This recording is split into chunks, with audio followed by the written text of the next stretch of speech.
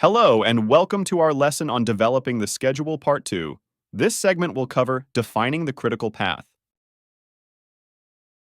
Now, that we have identified all the project activities, the relationships or dependencies among them to establish the sequence, and the estimated resources and durations, the project should start analyzing and optimizing the sequence of activities to develop a complete project schedule. Schedule network analysis is a technique used to analyze and optimize the sequence and interdependencies of activities in a project schedule. It involves the examination of the relationships between project activities to determine the most efficient and logical sequence for their execution. This analysis helps identify critical paths, understand project duration, and manage project resources effectively. Critical components of schedule. Network analysis include dependency relationships, examining the relationships between different project activities to understand how they depend on each other. Dependencies can be of various types, including finish to start to start, finish to finish, and start to finish.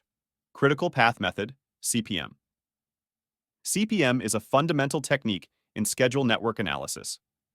It identifies the critical path in a project schedule, which is the most extended sequence of dependent activities that determines the minimum duration for the project.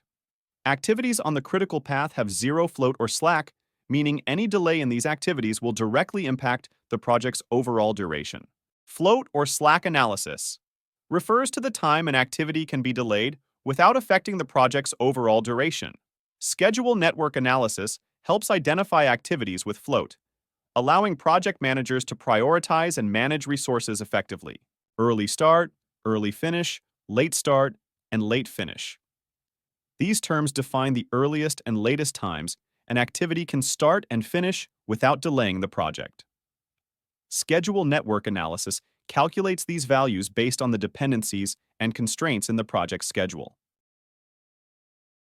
The critical path method, CPM, is a fundamental and pivotal project management technique utilized to estimate the minimum duration required for a project and assess the level of schedule flexibility within its logical network paths.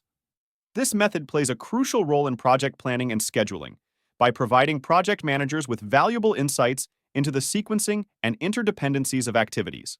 At its core, CPM involves a thorough schedule network analysis, where the objective is to determine the critical path, the most extended sequence of dependent activities that directly influences the project's overall duration. The critical path guides project managers to understand the minimum time required for project completion, allowing them to set realistic expectations and plan resources accordingly. During the application of CPM, various calculations are performed to establish critical dates for each activity within the project schedule. These dates include the early start, early finish, late start, and late finish for all activities. The early start represents the earliest point when an activity can commence, while the early finish signifies the earliest point at which an activity can be completed. Similarly, the late start and late finish denote the latest allowable start and finish times without delaying the overall project duration. One notable aspect of CPM is its ability to conduct these calculations without initially considering resource constraints. This distinguishes CPM from resource-constrained scheduling methods, allowing project managers to focus solely on the sequencing and duration aspects of the project.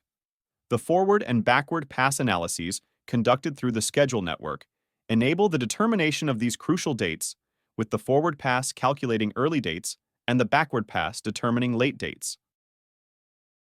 By avoiding resource limitations in the initial phase, CPM provides project managers with a clear understanding of the schedule dynamics based on activity dependencies and constraints. This separation of concerns allows for a more comprehensive evaluation of the project's timeline and aids in making informed decisions about resource allocation in subsequent project planning phases. This is the end of this segment of our lesson. In the next segment, we shall continue discussing defining the critical path. This course is presented to you by South Europe College. Thank you for listening, and see you on our next segment.